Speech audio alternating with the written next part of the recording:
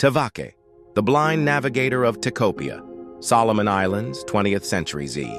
In the endless blue of the South Pacific, where islands are mere specks separated by hundreds of miles of open water, survival once depended on navigators, men and women who could feel the ocean's pulse and guide their people safely across it.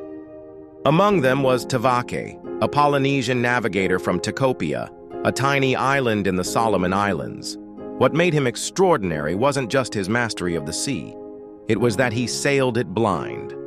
Blindness and the ocean Tavake wasn't always blind.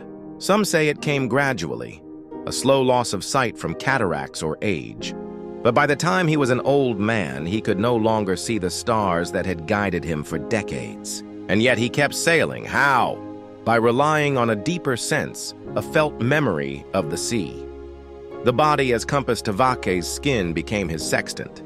He could feel the shape of the waves on the soles of his feet. He could hear wind shifts in the rustle of his sails.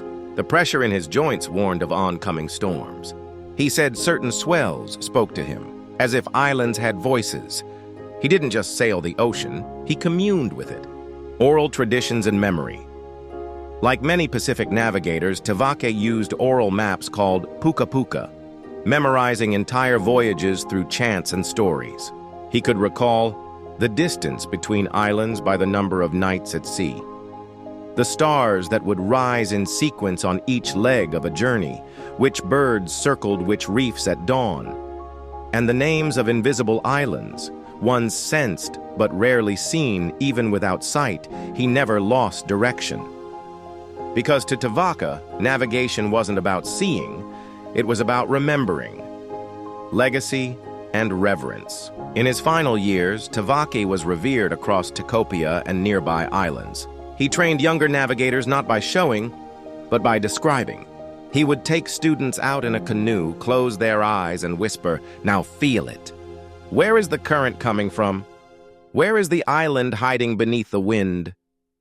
Many of his students went on to become great navigators themselves, keeping alive an ancient art that even time and blindness could not erase. Why he matters today in an age of GPS and satellite maps, Tavake's story reminds us that wisdom isn't always seen, that the human body, when in tune with nature, can perform wonders, and that even when darkness falls, direction is never truly lost if your spirit remembers the way. "The sea does not hide the path," Tavake once said. "It only asks that you listen harder."